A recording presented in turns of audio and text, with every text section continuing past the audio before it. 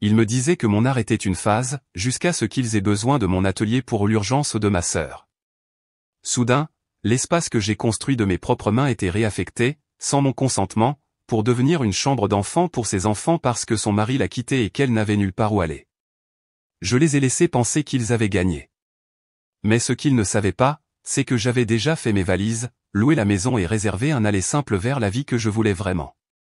Et une surprise qui les attendait. Regardez jusqu'à la fin.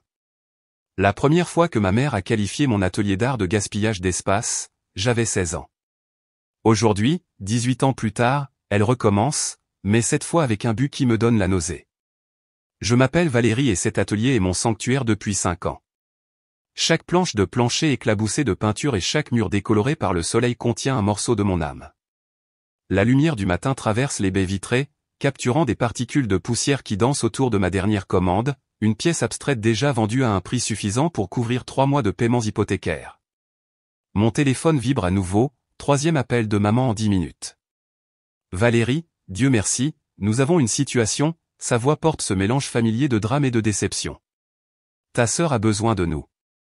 Je trempe mon pinceau dans du bleu céruléen, ajoutant une autre couche à la toile. Qu'est-ce que Chiara a fait encore? C'est Gareth, il est parti, une pause pour les faits. Il l'a quitté, elle et les enfants, il est juste parti, les comptes bancaires vidés. Le pinceau se fige à mi-course. Quoi? Elle a besoin d'un endroit où rester pendant que nous réglons ça. Ton père et moi avons réfléchi, et voilà, ce poids familier se pose sur ma poitrine avant même qu'elle ne termine sa phrase. L'atelier ferait une parfaite chambre d'enfant, continue-t-elle, toute cette lumière naturelle, et honnêtement ma chérie, il est temps que tu prennes ta vie au sérieux de toute façon. 34 ans, c'est trop vieux pour jouer avec de la peinture. Je jette un coup d'œil à la lettre sur mon bureau, celle qui confirme mon acceptation à la résidence d'artiste au Costa Rica, 10 jours avant le départ. L'ironie me fait presque rire. Maman, c'est mon lieu de travail, je gagne ma vie ici. Oh s'il te plaît, ces petits tableaux couvrent à peine tes dépenses, nous savons tous que ton père aide avec l'hypothèque. J'avale la vérité que papa n'a pas contribué un sou depuis que j'ai acheté la maison il y a 3 ans, il pense toujours que je loue. Mon téléphone sonne avec un texto de Sarah, s'il te plaît Val, les enfants ont besoin de leur tante, ne sois pas égoïste. Égoïste, leur mot préféré pour moi depuis l'enfance, égoïste d'avoir choisi l'école d'art plutôt que le commerce, égoïste de ne pas avoir prêté ma voiture à Chiara quand elle a cassé la sienne, égoïste d'avoir manqué les dîners du dimanche pour respecter les délais des galeries. Ta sœur sera là dans 1 heure, annonce maman. Nous allons t'aider à déplacer tes affaires au garage, tu peux stocker toutes tes, elle hésite, cherchant le mot juste, fournitures là-bas. Je vais à la cuisine et remplis la bouilloire, mes mouvements délibérés et calmes. Un autre texto vibre, celui du collectif créatif de femmes avec lequel j'ai parlé du bail de la maison. Elles sont toujours intéressées. Un timing parfait. Maman, je vais faire le thé, à bientôt, je termine l'appel et me penche contre le comptoir, un sourire jouant sur mes lèvres alors que j'imagine leur visage quand elles réaliseront ce qui arrive. Elles veulent mon espace, très bien, mais elles apprendront ce qui arrive quand on pousse un artiste trop loin. La bouilloire siffle, je sors le service de porcelaine de ma grand-mère, celui que maman a toujours convoité mais n'a jamais eu, autant que ce soit mémorable. Mon téléphone s'allume avec une notification de l'application de la compagnie aérienne, enregistrement disponible pour votre vol vers San José. J'entends des portières de voitures claquer à l'extérieur, la Mercedes de maman, la BMW de papa, la voix de Chiara qui porte à travers le jardin, planifiant déjà où mettre la table à langer. Elles sont à l'heure, comme toujours.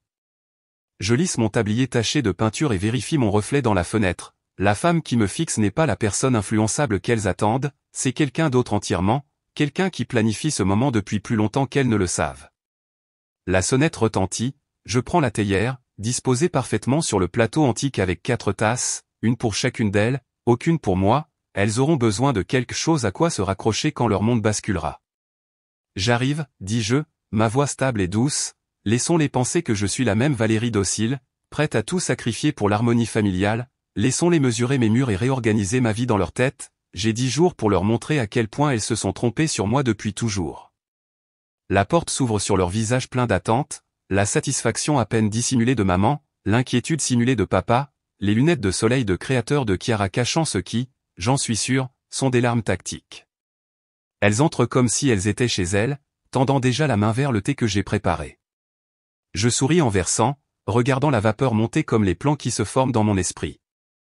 Alors je dis, dites-moi tout. Et elles le font, ne remarquant pas que je ne touche pas mon téléphone quand il vibre à nouveau, probablement mon avocat confirmant que les documents de location sont prêts. Elles ne me voient pas jeter un coup d'œil à l'horloge, comptant les heures jusqu'à ma réunion avec le collectif.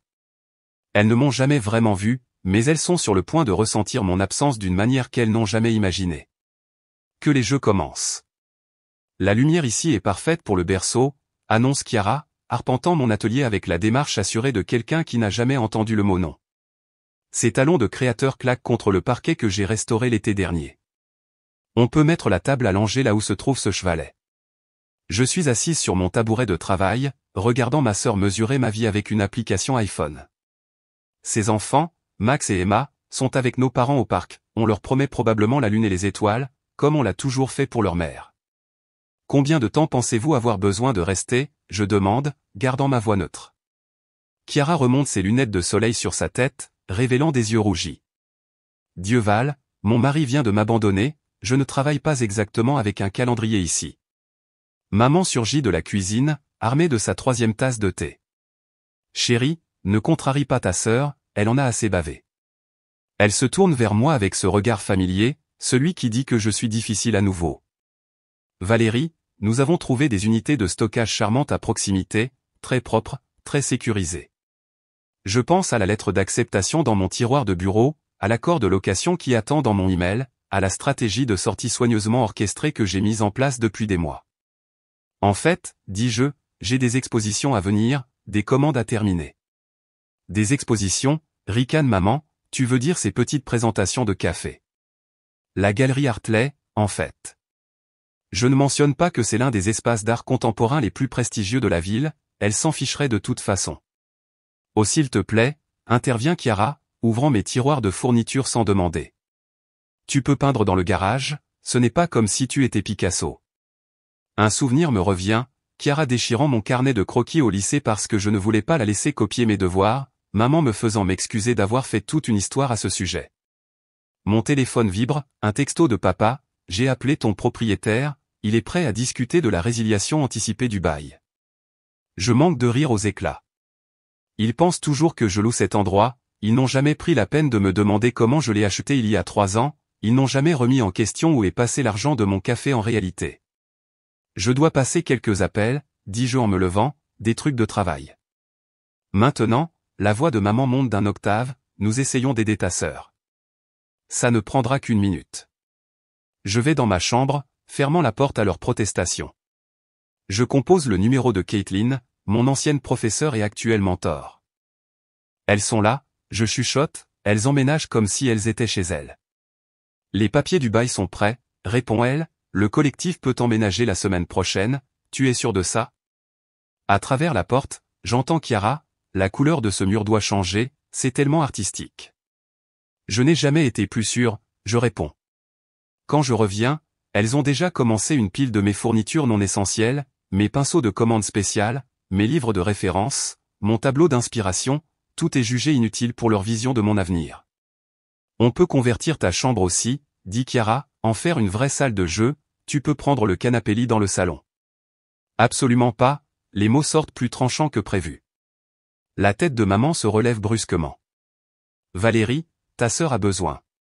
Ma sœur a besoin de thérapie, je coupe, regrettant immédiatement l'éclat, pas encore, pas le moment. Le visage de Chiara s'effondre juste à temps, maman se précipite pour la réconforter tandis que papa apparaît dans l'embrasure de la porte, fronçant les sourcils. Je viens de parler avec Steve, dit-il, ton propriétaire a des difficultés avec le bail, il dit qu'il n'a pas de nouvelles de toi au sujet du déménagement. Je force mon visage à rester neutre. Vraiment, comme c'est étrange. C'est ridicule, s'écrie Chiara, le mascara coulant parfaitement sur une joue. Je n'ai nulle part où aller, mes enfants ont besoin de stabilité. Et ils l'auront, dis-je doucement, donnez-moi juste quelques jours pour régler ça. Elles se détendent visiblement, interprétant mes mots comme une reddition. Maman commence à parler d'échantillons de peinture, papa prend des notes sur les camions de déménagement, Chiara sort son téléphone, envoyant probablement des textos à ses amis au sujet de sa merveilleuse sœur accommodante. Aucune d'elles ne me voit glisser la lettre d'acceptation dans ma poche, aucune ne me voit vérifier les détails du vol ou confirmer les rendez-vous avec mon avocat. Elles n'ont jamais remarqué grand-chose à mon sujet, sauf quand je ne correspondais pas à leur plan. Je crois que j'ai vu des boîtes dans le garage, je propose, laissez-moi vérifier. Dans le garage, je me penche contre ma voiture et prends une profonde inspiration. À travers la fenêtre, je peux les voir dans mon atelier, réorganisant ma vie sans moi, comme toujours. Mon téléphone vibre à nouveau, un email de la compagnie aérienne confirmant la surclassement de mon siège, première classe, autant être confortable en brûlant les ponts. J'entends Chiara m'appeler, se demandant probablement où sont ses boîtes. Je me redresse, ajuste mon expression et retourne à l'intérieur. 9 jours restants, juste 9 jours de plus à être leur bouc émissaire parfait, puis elles apprendront ce qui arrive quand on confond le silence avec la soumission.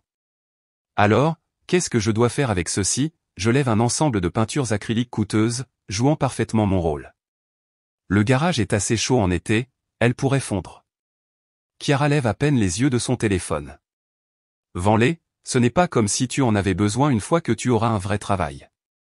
Je les ajoute à la pile à garder quand elle ne regarde pas, ces peintures ont payé son hypothèque le mois dernier, pas qu'elle le sache, le transfert anonyme que j'avais organisé après le départ de Gareth l'avait maintenu à flot, mais elle a probablement pensé que cela venait d'un de ses innombrables amis riches. En parlant de travail, intervient maman, triant mes toiles comme si elles étaient des articles de vente de garage, ton père connaît quelqu'un dans son cabinet qui recherche une réceptionniste. J'hoche la tête, faisant semblant d'y réfléchir tout en envoyant un texto à Caitlin sous la table, réunion toujours prévue pour 3, confirmé, j'apporte les contrats plus les clés pour le collectif. Elle répond, Val, tu écoutes au moins, s'écrie Chiara, nous essayons de t'aider à construire un vrai avenir ici. Désolé, je vérifiais juste les détails de la galerie, je fais une pause, puis j'ajoute innocemment, au fait, combien Gareth envoie-t-il pour la pension alimentaire? La pièce se tait, le visage de Chiara rougit, ça ne te regarde pas, maman intervient rapidement, j'essaie juste d'aider à planifier le budget, dis-je, la voix dégoulinant de miel, puisque nous sommes tous si soucieux des responsabilités adultes appropriées. Papa s'éclaircit la gorge depuis son coin. En fait, nous devrions discuter des arrangements financiers, ta mère et moi pouvons aider avec.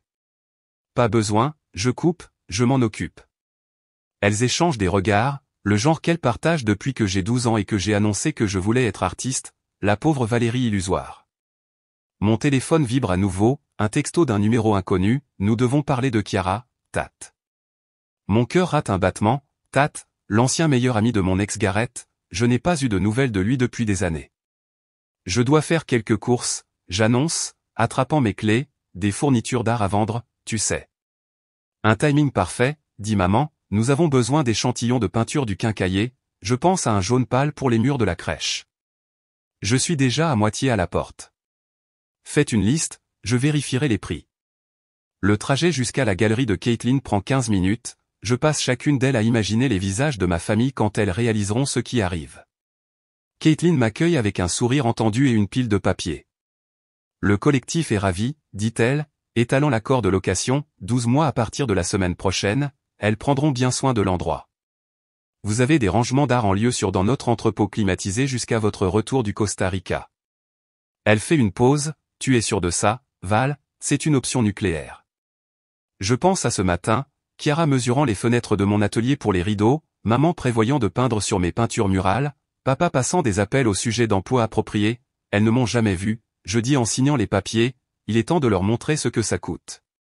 Caitlin me tend un café. Ta dernière pièce s'est vendue, au fait, l'acheteur de l'abstrait bleu a payé le double du prix demandé. Je souris en pensant aux commentaires dédaigneux de maman sur les petites peintures, le prix couvrirait le loyer de Chiara pendant 6 mois, pas que je vais l'aider avec ça. Mon téléphone s'allume, tâte à nouveau, il s'agit de ce qui s'est vraiment passé avec Gareth, et nous. Chiara savait des choses qu'elle ne t'a jamais dites. Bien sûr qu'elle le savait, ma sœur parfaite gérant toujours les histoires de tout le monde sauf la sienne. Je devrais y retourner, dis-je à Caitlin, elles se demanderont où je suis. Elle me tend un jeu de clés pour le collectif, n'oubliez pas de vous présenter à vos nouveaux locataires. Je rentre lentement en voiture, m'arrêtant pour acheter des échantillons de peinture que je n'utiliserai jamais. À travers les fenêtres de l'atelier, je peux voir Chiara et maman réorganiser mes meubles, planifiant leur prise de contrôle de mon espace. À l'intérieur, elles ont fait plus de piles, dont, déchets, peut-être gardés, des années de mon travail trié par des personnes qui ne l'ont jamais compris.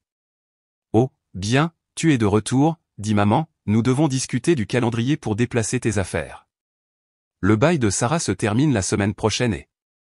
En fait, j'interromps, j'ai fait une liste de choses que je dois trier en premier, donnez-moi quelques jours. Chiara lève les yeux au ciel, sérieusement, les enfants ont besoin. Juste quelques jours, je répète doucement, pour le faire correctement.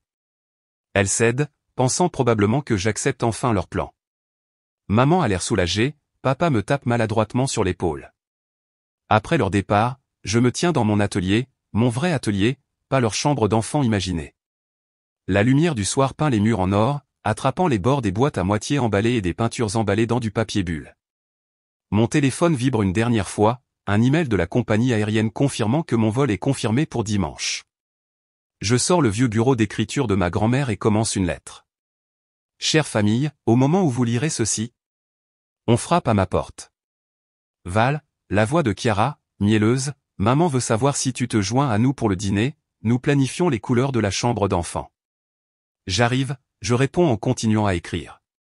4 jours restants, juste 4 jours de plus à jouer la fille obéissante, la sœur serviable, 4 jours jusqu'à ce qu'elles apprennent ce qui arrive quand on confond la gentillesse avec la faiblesse.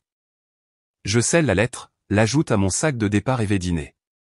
Laissez-les planifier leur chambre d'enfant, laissez-les mesurer et comploter et réorganiser, elles pensent qu'elles démantèlent ma vie, elles ne réalisent pas qu'elles ne font que fournir du matériel pour ma plus grande œuvre à ce jour, mon acte de disparition. Mon téléphone vibre une dernière fois, un message de Caitlin, les membres du collectif veulent se rencontrer demain, prêts à mettre le plan à exécution. Je réponds par un seul mot, prête. Qu'est-ce que c'est? Chiara agite mon journal en l'air, le visage rouge de colère, le plan de sortie, tu prévois de nous abandonner. Je garde ma voix stable, bien que mon cœur s'emballe. Tu as fouillé dans mes affaires. Bien sûr que oui, tu agis bizarrement depuis des jours. Elle feuillette les pages, Costa Rica, une résidence d'artiste, tu plaisantes? Maman et papa font irruption dans la porte de l'atelier, probablement attirés par la voix montante de Chiara. Qu'est-ce qui se passe? Exige maman. Montre-leur, Chiara leur tend le journal, montre-leur à quel point tu es égoïste. Je regarde leur visage pendant qu'ils lisent, celui de papa devient rouge, celui de maman s'effondre dans une déception familière.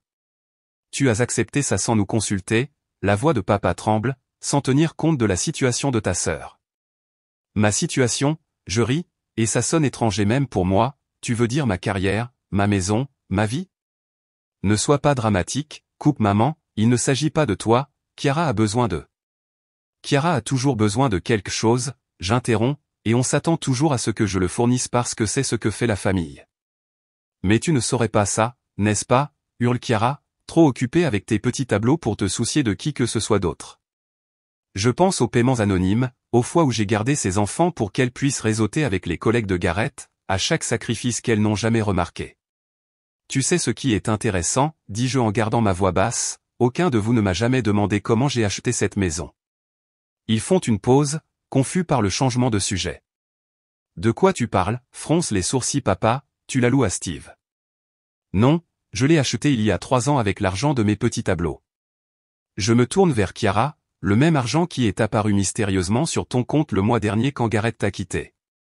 Son visage pâlit. Je ne sais pas. Ce qui est aussi intéressant, c'est comment tu savais exactement quand dire à Tate que je te trompais juste avant ma première exposition internationale, celle qui m'aurait éloigné de mon rôle de plan de secours. C'est de l'histoire ancienne, balbutie-t-elle, et il ment. Comme tu as menti au sujet des liaisons de Gareth, au sujet de l'argent que tu as caché. Maman s'interpose entre nous. Arrêtez ces bêtises, votre sœur traverse un divorce. Un divorce qu'elle a orchestré, je coupe, mais vous ne le verrez jamais, n'est-ce pas, parce que Chiara est la victime, Chiara est l'enfant chéri, Chiara a besoin de l'atelier, de la maison, de ma vie. Tu deviens hystérique, dit papa, ce n'est pas comme toi. Non, c'est exactement comme moi, vous n'avez jamais pris la peine de le remarquer. Je sors mon téléphone, compose un numéro sur haut-parleur. Bonjour, la voix de Caitlin remplit la pièce, Val, le collectif est là, nous sommes prêtes quand vous l'êtes. Un timing parfait, dis-je, pourriez-vous apporter les documents de location, ma famille devrait probablement les voir. Tu ne peux pas louer ce que tu ne possèdes pas, s'écrie maman, je vais à mon bureau, sort l'acte de propriété de la maison, regarde leur visage alors que la réalité s'effondre. Tu as raison, dis-je doucement, heureusement, je la possède. Alors Chiara se jette sur les papiers, mais je recule. Tu ne peux pas faire ça, mes enfants? Tes enfants ont un fonds fiduciaire des parents de Gareth, celui dont tu n'as parlé à personne. Je croise son regard. Tat m'a tout dit. La sonnette retentit, Caitlin entre avec un groupe de femmes, les membres du collectif, juste à temps. Vous devez être la famille de Valérie, dit l'une d'elles avec enthousiasme, nous sommes tellement excités de transformer cet espace en notre nouveau centre créatif. Maman m'attrape le bras. Quel que soit le jeu auquel tu joues, arrête ça maintenant. Le jeu est déjà terminé, maman, je retire doucement sa main, vous avez jusqu'à dimanche pour trouver d'autres arrangements. Tu vas chasser ta propre sœur, la voix de papa monte, ta propre chair et ton propre sang? Non, dis-je en regardant Caitlin étaler les contrats, je fais juste ce que vous m'avez appris, prendre soin de ma famille choisie, celle qui me voit vraiment. Chiara se met à pleurer juste à temps, mais pour la première fois, je ne ressens pas le besoin de réparer ça. Je serai parti demain matin, je leur dis, le collectif emménage la semaine prochaine, vous pouvez contacter mon avocat si vous avez des questions. Parti où? Demande maman. Je pense à mes valises emballées, à mon billet pour le Costa Rica, à la liberté qui attend de l'autre côté de dimanche. Est-ce important? Je demande, vous ne m'avez jamais vu quand j'étais là de toute façon. Elles crient toujours alors que je sors, leur voix s'estompant derrière moi comme de la vieille peinture recouverte de nouvelles couleurs. 2 jours restants, mais en réalité, je suis déjà parti. Mon téléphone vibre avec un dernier texto de Tat, fier de toi, pour la première fois depuis des années. Moi aussi. Le camion de déménagement arrive à exactement 9 h du matin dimanche. Je regarde depuis le terminal de l'aéroport alors que mon téléphone explose de notifications, des textos de maman, des appels manqués de papa, des messages vocaux de chacune, plus désespérés les uns que les autres. Un appel vidéo arrive de Caitlin, je réponds pour voir le chaos se dérouler dans mon allée. Tu manques un vrai spectacle, dit-elle, tournant la caméra, Chiara se tient dans sa robe de créateur, bloquant les déménageurs avec son corps. C'est la maison de ma sœur, vous ne pouvez pas juste. En fait, l'un des membres du collectif lève le bail. C'est notre maison pour les 12 prochains mois, un contrat juridiquement contraignant. La Mercedes de maman freine dans l'allée, elle saute, toujours dans ses vêtements d'église. Où est-elle? Où est Valérie? Probablement en route pour son vol, répond Caitlin calmement, comme elle vous l'a informé à tous la semaine dernière. Un vol, papa apparaît, le visage rouge. Le collectif commence à emménager son équipement, des chevalets, des fournitures, des meubles, professionnels, efficaces, imparables, comme une vague emportant les empreintes de pas dans le sable. C'est ridicule, crie Chiara, j'ai des enfants, nous n'avons nulle part où aller. Ce n'est pas vrai, dit un autre membre du collectif, selon ses relevés bancaires, elle agite un dossier, vous avez un compte d'épargne assez sain plus ce charmant condo à votre nom. Le visage de Chiara devient blanc, le compte secret, celui qu'elle pensait que personne ne connaissait. Comment avez-vous? L'avocat de votre sœur est très minutieux, explique Caitlin, il devait l'être à des fins d'assurance. Mon appel à l'embarquement résonne dans le terminal, première classe pour San José, embarquement immédiat. Attendez, maman arrache le téléphone à Caitlin. Valérie, chérie, s'il te plaît, nous pouvons en parler. Vérifie la porte de l'atelier, dis-je doucement, je vous ai laissé quelque chose. La caméra tremble alors qu'elle se précipite vers l'atelier. Attachée à la porte se trouve une enveloppe scellée. Dois-je rester en ligne? Demande Caitlin. Pas besoin, j'en ai assez vu. Je termine l'appel mais pas avant d'entendre l'enveloppe être déchirée. À l'intérieur, elles trouveront 3 choses, d'abord une copie de l'accord de location, juridiquement contraignant et inébranlable, deuxièmement une photo de moi à l'aéroport, souriant et libre, troisièmement une lettre qui commence, « Chère famille, vous vouliez mon espace, félicitations, maintenant vous n'avez rien. » Mon téléphone vibre continuellement alors que je monte dans l'avion, je fais défiler les messages avant de passer en mode avion, « Maman, s'il te plaît rentre à la maison, nous pouvons arranger ça, papa, ce comportement est complètement inacceptable, Chiara, espèce de personne vengeresse, tu as tout gâché. » Le dernier me fait sourire, venant d'elle, c'est presque un compliment. Un dernier texto de Caitlin, elles sont toujours là, ta mère pleure, Chiara menace les avocats, le collectif déballe calmement pendant que ton père passe des appels téléphoniques en colère, c'est mieux que du théâtre. Je m'installe dans mon siège de première classe, commande du champagne et sors mon carnet de croquis. L'hôtesse de l'air regarde mon dessin, une famille d'ombres emportées par des vagues de couleurs, c'est magnifique, dit-elle, comment ça s'appelle? Mise en demeure, je réponds, ajoutant un autre trait de bleu. Mon téléphone s'allume une dernière fois avant que je ne l'éteigne complètement, c'est un email de mon avocat. Bail déposé et enregistré, ordonnance restrictive prête si nécessaire, votre famille a été officiellement notifiée que toute tentative d'entrer ou d'interférer avec la propriété entraînera une action en justice, profitez du Costa Rica. Tu es libre, le mot résonne alors que nous décollons, le sol tombant en dessous de nous. Dans mon esprit, je peux les voir debout dans mon allée, maman serrant ses perles, papa au téléphone avec ses amis avocats inutiles, Chiara réalisant que son plan de secours a échoué de manière spectaculaire. Le collectif transformera mon atelier en quelque chose de nouveau, quelque chose de vibrant, quelque chose qui n'a rien à voir avec les chambres d'enfants, les obligations familiales ou les enfants chéris qui prennent et prennent et prennent. Je commande un autre champagne, lève-le dans un toast silencieux au nuage à l'extérieur de ma fenêtre, à Chiara qui pensait pouvoir revendiquer mon espace comme elle revendiquait tout le reste, à mes parents qui devront trouver un nouveau bouc émissaire pour les désastres de leur enfant chéri, à l'artiste qu'ils n'ont jamais vu peignant enfin son chef-d'œuvre à l'encre invisible. L'avion se stabilise au-dessus des nuages, en dessous ma famille apprend ce qui arrive quand on pousse trop loin, comprend trop, qu'on voit trop peu. Je sors mes écouteurs à réduction de bruit, noyant les derniers échos de leur voix dans ma tête. Quelle tempête, quelle menace, qu'elle ressente enfin ce que c'est que d'être invisible, j'ai une nouvelle toile qui attend au Costa Rica et cette fois, je suis la seule à tenir le pinceau. Tu as transformé ton traumatisme en or pur, dit Desiré en étudiant ma dernière pièce. Le soleil du Costa Rica traverse les fenêtres de l'atelier, capturant les éléments métalliques de mon œuvre. Ça va être la pièce maîtresse de l'exposition. Le directeur de la galerie veut connaître le titre, elle continue en prenant des photos pour le catalogue de l'exposition. Je recule, considérant l'immense toile, des formes tourbillonnantes dans des bleus profonds et des violets traversés par des veines de feuilles d'or. Au centre, un espace vide dans les dimensions parfaites de mon ancien atelier. Héritage, je décide, je vais l'appeler héritage. Mon téléphone sonne, la première fois que j'autorise les notifications depuis des semaines, un email de Caitlin. Tu devrais peut-être voir ça, la crise de ta sœur est devenue virale. 6 juin un lien vers un site d'information locale. Le titre me donne la nausée, une femme locale affirme qu'une artiste a abandonné sa famille, la vérité révèle une histoire différente. Oh mon Dieu, je marmonne en cliquant sur le lien, Desiré lit par-dessus mon épaule alors que les commentaires affluent. Attendez, la sœur abandonnée avait un condo secret et un compte d'épargne tout en pleurant sans abri? Qui essaie de voler la maison et l'entreprise de ses frères et sœurs? J'ai trouvé l'Instagram de l'enfant chéri, des années à se vanter de sa richesse alors que sa sœur payait ses factures anonymement, les parents sont tout aussi mauvais, qui se range du côté d'une manipulatrice menteuse plutôt que de son autre enfant. Je fais défiler des centaines de commentaires similaires, on dirait que ta sœur a essayé de jouer à la victime sur les médias sociaux, observe Desiré, ça a échoué de manière spectaculaire. Mon téléphone sonne à nouveau, un email de maman. Comment as-tu pu laisser ça arriver?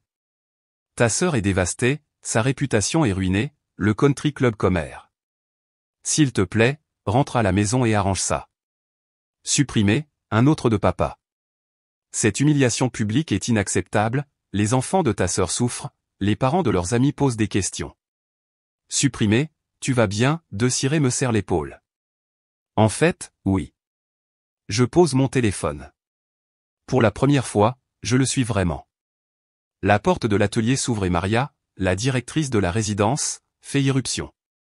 Valérie, des nouvelles incroyables, l'Association internationale des galeries veut ton exposition, toute l'exposition, elle offre une tournée mondiale. Mon cœur s'arrête, une tournée mondiale, 6 pays en commençant par Paris. Elle me tend la lettre officielle, ils appellent ton travail une exploration révolutionnaire de la dynamique familiale et de la libération émotionnelle, l'avance seule est plus que ce que la plupart des artistes voient en des années. Je pense au rejet de ma famille de mes petits tableaux, à la suggestion de maman que je devienne réceptionniste, à Chiara mesurant mon atelier pour sa chambre d'enfant. Il y a plus, continue Maria, cet article de blog sur ton histoire fait l'objet d'une option pour un contrat de livre, les gens l'appellent un exemple parfait de vengeance tranquille et de justice karmique. Desiré me serre dans ses bras. Tu l'as fait, tu l'as vraiment fait. Mon téléphone s'allume une dernière fois, un texto de Tate. J'ai vu les nouvelles, j'ai vu ton art aussi, tu es incroyable, Chiara montre maintenant ses vraies couleurs à tout le monde, plus personne à manipuler quand le monde entier connaît la vérité. Je vais à la fenêtre, regardant le paysage luxuriant du Costa Rica. Quelque part chez moi, ma famille fait face aux conséquences de ses actes, pas par ses actions, non pas par mes mots ou accusations, mais par le simple fait que je me sois éloigné et que j'ai laissé la vérité éclater d'elle-même. La galerie veut savoir si tu vas parler à l'ouverture, dit Maria, partager ton histoire. Je me retourne vers ma peinture, Héritage, avec son centre creux se remplissant lentement de lumière.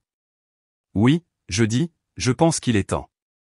Desirée lève un sourcil. Qu'est-ce que tu vas leur dire? Je trempe mon pinceau dans de la peinture dorée, ajoutant les touches finales à la toile. La vérité, que parfois le plus grand chef-d'œuvre que tu peux créer est la vie que tu sauves en t'éloignant. Mon téléphone vibre avec une autre alerte d'actualité, exclusif, la vraie histoire derrière le drame familial viral, comment une artiste a transformé la douleur en succès. Je la mets en sourdine sans lire plus loin. Qu'ils parlent, qu'ils spéculent, qu'ils voient enfin ce qu'ils ont manqué toutes ces années. Prête pour la photographe, demande Maria, le catalogue de l'exposition a besoin de ton portrait. Je me tiens devant mon œuvre, un pinceau à la main, un sourire sincère et libre. Prête, je dis, je n'ai jamais été aussi prête. La galerie de Paris bourdonne d'anticipation. À travers les portes vitrées, je peux voir la file d'attente s'étendre autour du pâté de maison, des critiques, des collectionneurs et des amateurs d'art, tous ici pour l'ouverture de mon exposition. 5 minutes, murmure Maria, ajustant mon col, tu es prête? Avant que je puisse répondre, mon téléphone s'allume, Caitlin, met les informations maintenant. Maria les met sur sa tablette. Un visage familier remplit l'écran, Gareth, l'ex-mari de Chiara, se tenant sur les marches du tribunal. Après avoir examiné les preuves de manipulation financière et d'aliénation parentale, il annonce, le tribunal m'a accordé la garde complète de nos enfants. La caméra se tourne vers Chiara, escortée vers une voiture de police. Accusation de fraude en col blanc, lit-on sur le bandeau défilant, les comptes secrets n'étaient plus si secrets que ça. Ta sœur va en prison, dit Maria doucement. Non, je la corrige, elle fait enfin face aux conséquences. Les portes de la galerie s'ouvrent et les gens affluent, passant d'une pièce à l'autre. J'entends des halètements devant Héritage, maintenant estimé à plus que la maison de mes parents. Une silhouette familière attire mon attention, Tate, élégant en costume, étudiant mon travail avec fierté. Je ne pouvais pas manquer ça, dit-il en m'approchant, c'est magnifique, Val, tout ça, même les parties laides, surtout celle-là. Il me tend un journal. En parlant de ça. Le titre proclame, un magnate des affaires locales démissionne en raison d'un scandale. En dessous, une photo de mon père quittant son bureau, la tête baissée. L'enquête sur la fraude impliquant Chiara a révélé une comptabilité créative dans son cabinet, explique Tate. Il a couvert ses manigances pendant des années. Le directeur de la galerie me fait signe, il est temps pour mon discours. Je monte sur le podium, faisant face à la foule de visages impatients. Les caméras crépitent, les critiques se penchent en avant. Les gens demandent pourquoi je peins des espaces creux, je commence, des pièces vides, des pièces manquantes, un espace négatif rempli d'or. Ils demandent ce que j'essaie de dire. Un mouvement au fond attire mon attention, maman se faufile, l'air plus petite que je ne l'ai jamais vue. Pas de vêtements de créateur aujourd'hui, pas de maquillage parfait. La vérité est, je continue, que parfois la chose la plus précieuse que nous possédons est le courage de laisser l'espace vide, de résister à la tentation de le remplir des attentes des autres. Les yeux de maman croisent les miens, pour une fois, c'est elle qui détourne le regard en premier. Ma famille voulait que j'échange mes rêves contre des couches, je dis, la regardant tressaillir, au lieu de ça, j'ai encadré leurs exigences et je les ai transformées en articles. Chaque rejet est devenu un coup de pinceau, chaque manipulation est devenue une couleur. La foule murmure son appréciation, se rapprochant. Ils disent que la réussite est la meilleure des revanches, je fais une pause, laissant les mots planer, mais je ne suis pas d'accord. La meilleure des revanches est de vivre honnêtement, même quand la vérité fait mal. Après le discours, maman s'approche. Elle tient une enveloppe familière, ma dernière lettre, usée par des lectures répétées. Le cabinet de ton père est ruiné, dit-elle doucement, le country club a annulé notre adhésion, les enfants de Chiara. Elle s'interrompt, vont mieux avec Gareth, je termine, loin de la manipulation. Nous avons tout perdu. Non, je la corrige, vous avez perdu ce qui n'a jamais vraiment été à vous, mon espace, mon talent, ma soumission. Elle regarde autour d'elle, vers les prix de la galerie qui pourrait acheter plusieurs maisons, vers les critiques griffonnant des critiques élogieuses, vers la vie qu'elle a essayé de rejeter comme des rêves enfantins. Je suis désolé, elle chuchote. Je ne m'attends pas au pardon. Bien, je coupe, parce que ce n'est pas pour ça que je suis ici. Je suis ici parce que je me suis choisi enfin. Le directeur de la galerie s'approche avec une bouteille de champagne. Ils sont prêts pour le toast. Maman recule, comprenant le rejet. Tu as l'air forte, dit-elle. Je l'ai toujours été, je réponds, vous ne l'avez juste jamais vu. Elle s'éloigne alors que les caméras crépitent. Le directeur lève son verre. À Valérie, elle annonce, dont la série Héritage vient de se vendre pour un record de galerie et dont l'histoire nous rappelle que parfois le plus grand art vient de savoir ce qu'il faut laisser derrière soi. Je lève mon verre, croisant le sourire fier de Tat, le signe de tête approbateur de Maria, le pouce levé de Caitlin Dufont. Mon téléphone vibre une dernière fois, un message du collectif de femmes, qui prospère maintenant dans mon ancien atelier. Ton espace est rempli de lumière et de création, comme tu le voulais, comme tu le méritais.